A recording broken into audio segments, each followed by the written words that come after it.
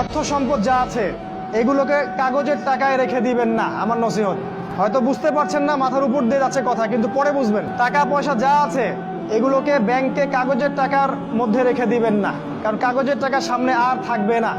লিখে রাখেন, কয়েক বছর পরে দেখতে পারবেন সমস্ত টাকা হয়ে যাবে ইলেকট্রনিক। খালি পাঠাবেন ইলেকট্রনিক মানি, মানে আপনি টাকা ধরতেও পারবেন না, পকেটে রাখতেও পারবেন না, খালি জানবেন আমার অ্যাকাউন্টে এত টাকা আছে। এই পুরো ব্যাংকিং সিস্টেমটা পড়ে যাবে, থাকবে না। বিশ্বাস না হলে লিখে রাখতে পারেন, এই পুরো ব্যাংকিং সিস্টেম পড়ে যাবে, কাগজের টাকা থাকবে না। কি করবেন তাহলে? আপনি আপনার সম্পদটাকে সোনায় রূপান্তর করেন, কিছু সোনা করে রাখেন, জমায় রাখেন, রূপায় কনভার্ট করেন। এগুলোর দাম কখনো কমবে না। 100 বছর পরেও সোনার দামই থাকবে।